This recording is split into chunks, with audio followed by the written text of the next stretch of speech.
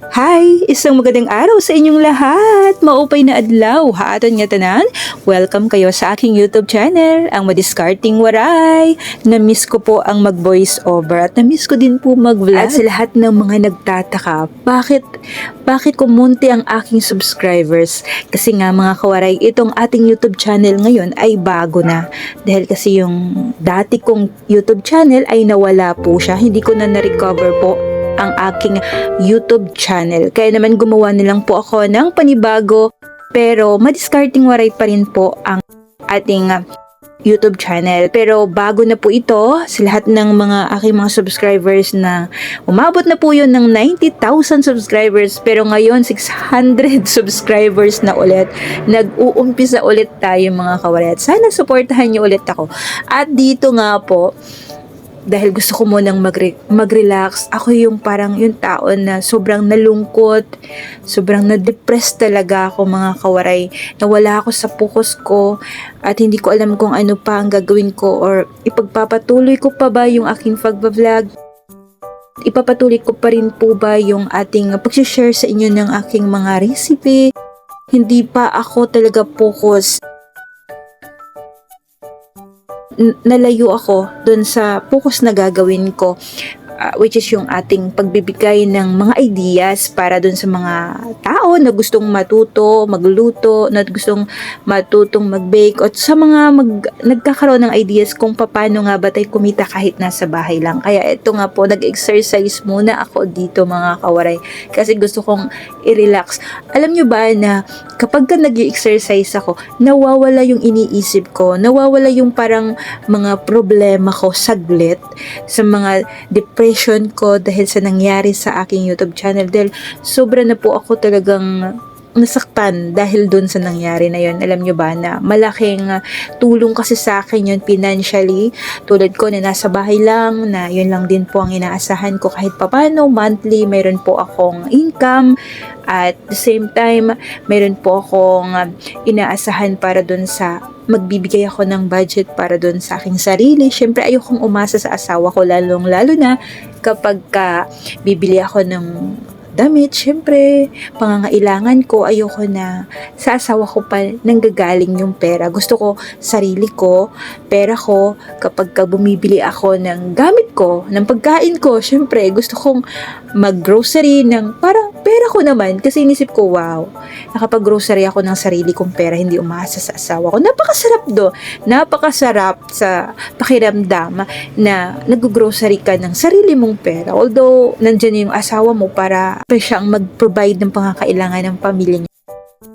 Para sa akin kasi mas okay talaga kahit papaano kumikita ako dahil yun ay yung aking mga business kasi hindi po siya pumatok nung time na yun dahil syempre inaalagaan ko pa yung dalawa kong anak at nagkaroon din po ako ng problema doon sa nangyari sa asawa ko.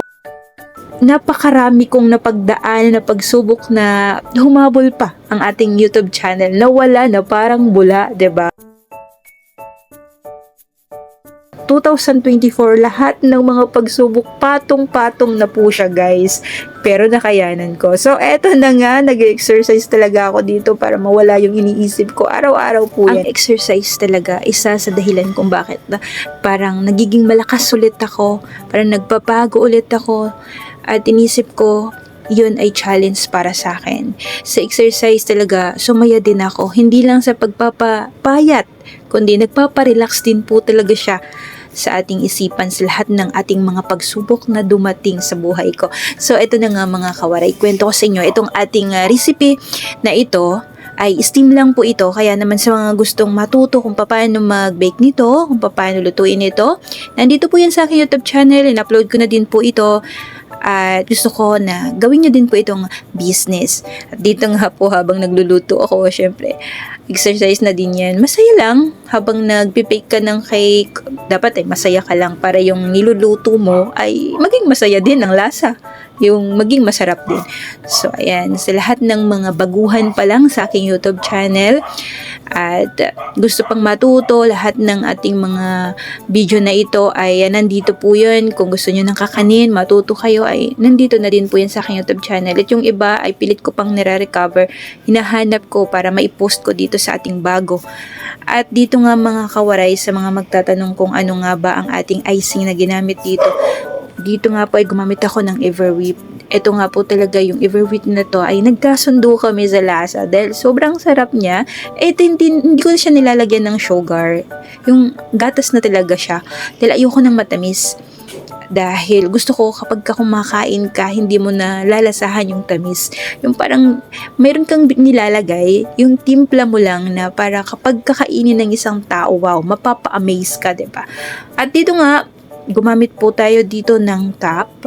Ang size nito ay 16 ounce. Ayan. So, nilagyan muna natin ito ng ating chocolate cake.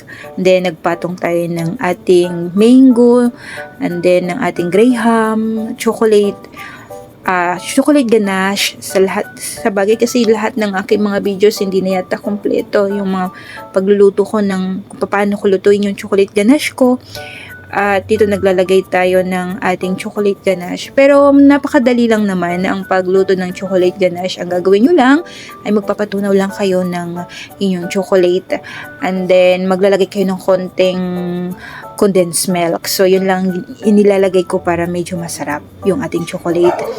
And then naglagay tayo dito ng ating Everwheat. So ayan lang ginawa natin mga kawaray. Sa lahat ng mga magtatanong kung magkano ko nga ba ito binibenta, dito ay kinumpute ko siya, umabot siya ng 60 pesos ang bintahan nito. Dahil sa mahal din syempre ng ating mga ingredients at ng ating icing na ginamit dito. Pero mga kawaray, sasabihin ko sa inyo, makakagawa kayo ng 25 to 30 dito sa ating icing na ito. Kung kayo ay bumili ng icing, umaabot po yan ng 25 to 30 peraso nitong ating size 16. At masasabi ko na dito sa ating recipe na ito, marami kayong mapagbibintahan syempre, lalong-lalo kakaiba ito dahil yung cake natin ay inilagay na po natin ito sa cup. Sa mga magkakaroon ng ideas nito, malapit ng summer, pwede nyo po itong gayahin kung paano ko ginawa. At sana ay nagustuhan nyo kung paano ko po ito inilagay sa cup. Syempre makikita nyo. At napakadali lang nito. Kaya uulitin ko sa mga gustong matutong mag-bake nito, dalawin nyo po ang aking YouTube channel. At steam lang po ito. Napakasarap po. Kahit steam lang ay sobrang sarap na ng ating chocolate moist cake. At i-upload ko pa po dito yung aking na-recover din na chocolate moist cake na which is yung talaga namang ino-oven siya. Sa mga gustong lutuin din yun, i-upload ko din po ito. So, diba, kahit wala kang oven ay pwede kang magluto ng chocolate moist. At tamang-tama nga po itong ating recipe ngayon, itong ating ideas para dun sa mga darating na mga okasyon, lalong-lalo na po ngayong parating na ang ating February o araw ng mga puso. Yan, pwede nyo po itong ipa-order at maglagay lang kayo ng sticker, Happy Valentine's, lagay nyo po. At kung gusto pa ng customer nyo yung customized na editing, ayan, pwede nyo pong ipaprint yon at ilagay po sa inyong cup. At syempre, sa darating na summer, pwede nyo po itong pagkakitaan. At alam ko na magugustuhan po ito ng mga customer nyo, lalo na kapag malamig. At masasabi ko sa inyo mga kawarayang, icing talaga dito ang nagpapasarap sa ating cake na ito. At syempre, doon sa ating recipe na chocolate moist cake, napakadaling gawin. Kaya naman, ano pang hinihintay nyo? Subscribe my YouTube channel para marami po kayong matutunan at updated po kayo sa aking mga ipinupost. Ayan, thank you and God bless mga kawaray.